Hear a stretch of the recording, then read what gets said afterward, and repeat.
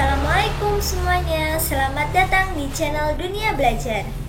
Kali ini saya akan memberikan informasi mengenai FR SKB untuk guru sekolah dasar part 1 mengenai kumpulan FR materi IPA. Nah, seperti biasa, sebelum masuk ke videonya, pastikan sudah subscribe dan tekan tombol loncengnya agar tidak ketinggalan video-video berikutnya. Dan dengan subscribe, kalian membantu berkembangnya channel ini. Terima kasih bagi yang sudah subscribe.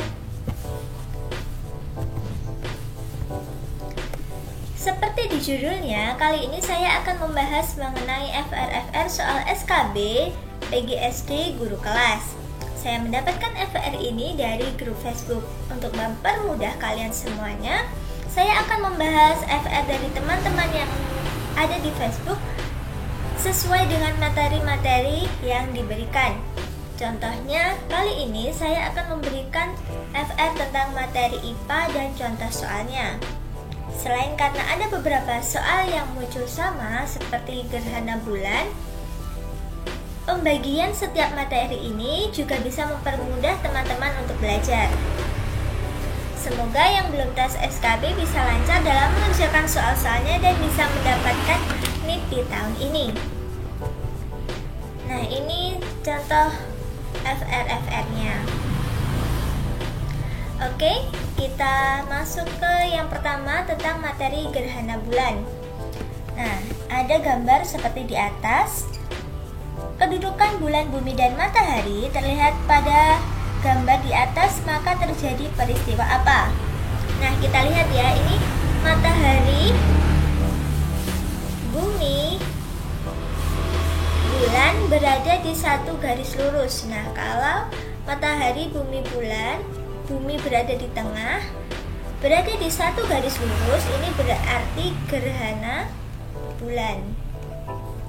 Kita lihat choice-nya ya. Ada gerhana bulan, gerhana matahari. Jadi yang gerhana matahari kita silang. Nah, jadi pilihannya tinggal gerhana bulan sebagian atau gerhana bulan total. Nah, kalau gerhana bulan itu posisinya tepat seperti ini kan, matahari, bumi, dan bulan.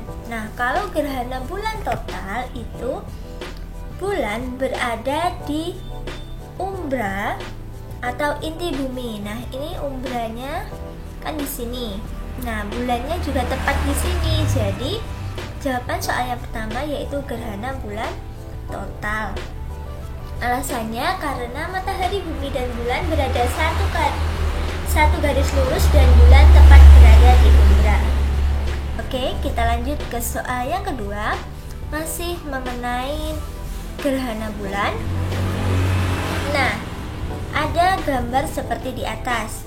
Jika bulan berada pada posisi 2 dan 4, gerhana yang terjadi adalah, nah, ini masih sama seperti yang tadi ya, matahari, bumi, bulan. Jadi gerhana mataharinya kita silang.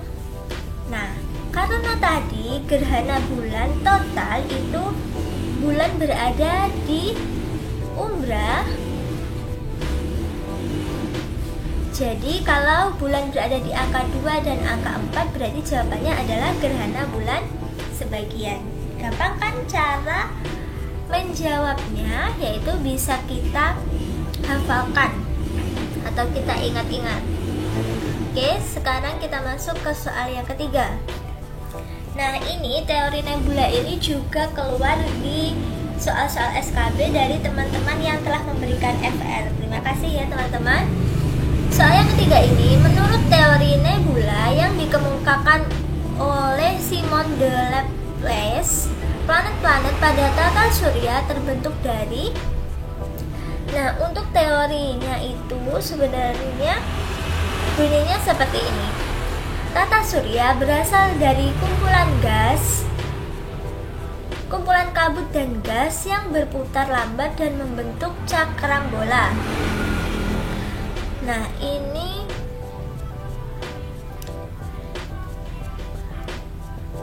kabut gas yang berbentuk gumpalan. Kabut gasnya benar, tapi kan menurut teori harus berputar lambat dan membentuk cakram datar. Ini kita simpan dulu ya yang A. Yang B, bagian dari matahari yang terlepas. Ini kurang tepat. Material padat di dalam gas, ini juga kurang tepat karena dari awal yang disebutkan adalah gas, bukan material padat. Yang D, bola gas bersuhu tinggi yang berputar cepat. Pasti salah karena tadi adalah berputar lambat. Yang E, bola gas bersuhu tinggi yang berputar lambat. Nah, yang lebih tepat itu yang E karena ada kata gas dan berputar lambat sesuai dengan pengertian dari teori nebula. Oke, kita lanjut ke soal yang keempat. Pembentukan tata surya menurut teori nebula adalah ledakan dahsyat. Pasti salah ya, kan tadi intinya dari gas yang berputar lambat membentuk cakram padat. Yang B, terjadi tarik-menarik antara bintang dan matahari. Kurang tepat. Berasal dari kabut pilin yang dingin dan berputar. Kita simpan dulu. Berasal dari kabut bola panas dan berputar. Kita simpan dulu. Bintang lintas dekat matahari dan berpapasan. Ini salah, jadi antara C dan D. Nah, berasal dari kabut pilin yang dingin. Kurang tepat ya, karena kalau dingin ini kurang tepat karena kan teori nebula ini kan pembentukan matahari. Jadi yang lebih tepat yaitu bola panas, yaitu D. Kita lanjut ke soal kelima. Nah, ini yang keluar itu adalah di FR teman-teman, itu ada planet terestrial. Nah, ini adalah salah satu contoh soalnya.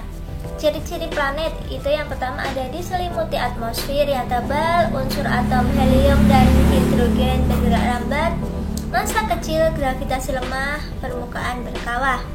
Yang termasuk ciri-ciri dari planet terestrial atau planet kebumian ditunjukkan oleh nomor. Nah, planet terestrial itu artinya sama dengan planet kebumian. Jadi jawaban yang tepat itu adalah yang C. Ya, benar, yaitu diselimuti oleh atmosfer yang tebal. Benar. Masanya kecil dan permukaannya berkawah.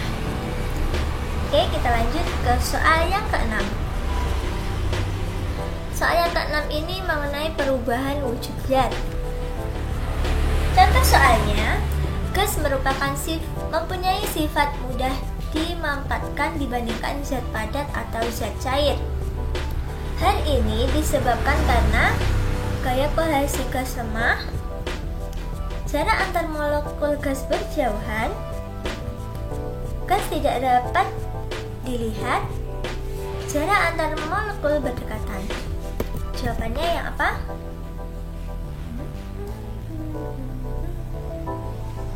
Ya, jarak antara gas molekul berjauhan, sehingga karena jarak antara molekul berjauhan, maka gas itu mudah dimampatkan dibandingkan dengan padat dan cair. Kita masuk ke soal yang ketujuh, masih mengenai perubahan wujud zat. Minyak kelapa pada musim dingin dapat membeku. Peristiwa ini disebabkan karena minyak kelapa A. pada musim dingin tidak mendapatkan kalor. B. pada musim dingin kelebihan kalor. Ini kelebihan, salah ya. C. kurang menghasilkan kalor sehingga membeku. D. banyak melepaskan kalor sehingga membeku.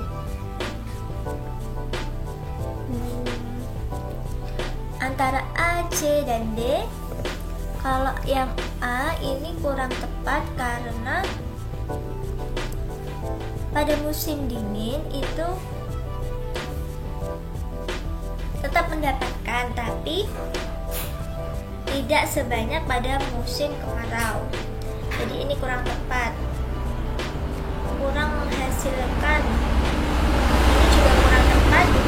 Nah, yang D ini banyak melepaskan kalor sehingga membeku. Jadi kalor yang ada di dalam minyak kelapa ini berkurang sehingga minyak kelapa ini membeku. Kita lanjut ke soal yang ke-8, ini tentang debit air. Debit air ini rumusnya yaitu volume dibagi waktu atau second. Nah, rumusnya ini untuk soalnya, pada sebuah penampung air berbentuk tabung dengan jari-jari sekian, tinggi sekian. Jadi kan kita cari volumenya terlebih dahulu. Volume tabung itu ada rumusnya Pi R kuadrat T. Pi-nya kita pakai 22/7 karena tingginya 21. Nah, untuk R-nya itu 4. Kita tulis 4 kali 4.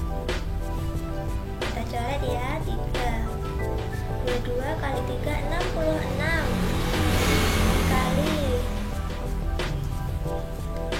4 dikali 4. Jawabannya yaitu 1056 desimeter kubik. Kenapa kubik? Karena dicari volumenya. Nah, desimeter kubik itu sama halnya dengan liter. Jadi kita bisa mencari debitnya. Kalau sebelum itu waktunya kita ubah menjadi bentuk second. Second ya. 10 menit dikali 60 diubah menjadi detik ya. Jadi 600 detik. Jadi debitnya yaitu volume dibagi waktu. Volumenya berapa? 1056 dibagi 600. Jawabannya 1,76 liter per detik.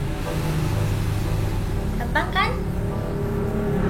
Kita lanjut ke soal yang ke-9.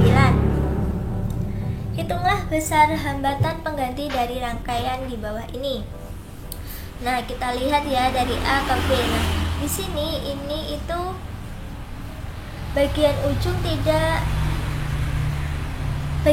ini kan bersifat terbuka, jadi tidak mungkin melewati 7 dan 14, jadi ini dihilangkan. Jadi gambarnya hanya tersisa ini saja. Nah, ini dihilangkan. Jadi cara menjawabnya kita lihat. Ini dari 3, 2, 1, 4, 2 ini kan membentuk rangkaian seri. Kita hitung dulu ya, berarti 3 ditambah 2 ditambah 1 ditambah 2 ditambah 4. Jawabannya 5 tambah 5 tambah 2, 12. Nah, ada 12. Jadi kita gambar rangkaiannya itu. Nah, ini A, ini B, ini 2, ini 3, ini 6. Nah, karena ini tadi sudah dibentuk seri atau LS12. Nah, sekarang antara LS dan 6 ini kan tidak mungkin membentuk seri. Nah, ini adalah berarti paralel. Nah, cara menghitungnya gimana? 1R rangkaian paralel sama dengan 1/6 ditambah 1/12. Jawabannya yaitu 3/12.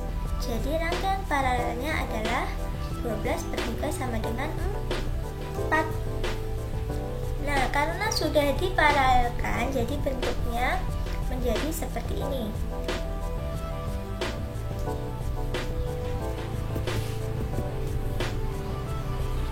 Tidak bisa. Jadi bentuknya menjadi sini ya.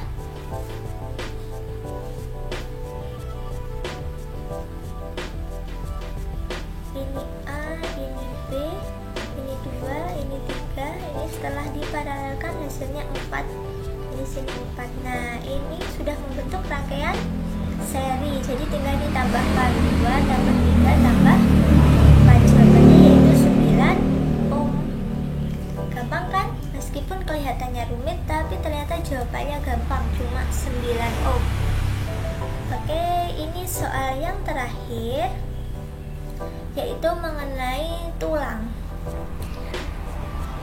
Taufik Hidayat, seorang pemain bulu tangkis bertaraf internasional dari Indonesia, pernah mengalami dislokasi pada persendian kakinya.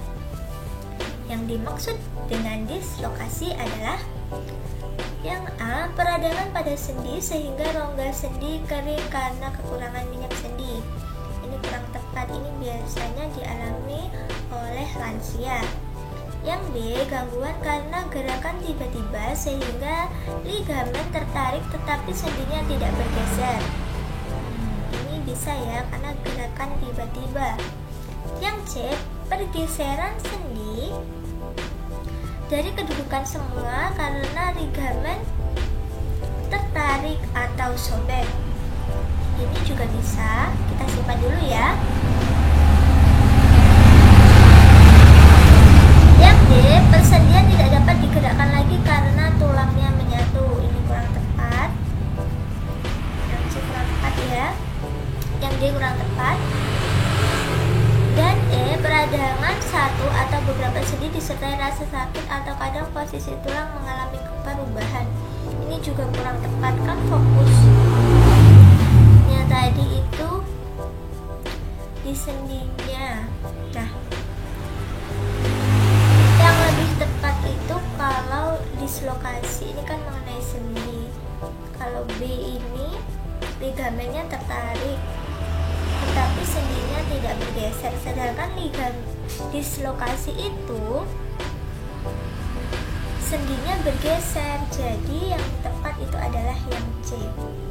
Nah, yang B dan C hampir sama kan, tapi dislokasi itu fokusnya pada persendian yang bergeser. Jadi jawaban yang tepat adalah C.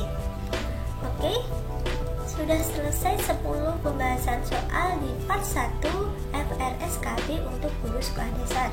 Semoga bermanfaat bagi kalian semua, dan jika kalian suka dengan videonya, jangan lupa untuk di like, komen, dan di share ke seluruh sosial media yang kalian punya. Oke, sampai jumpa di video berikutnya. Dadah!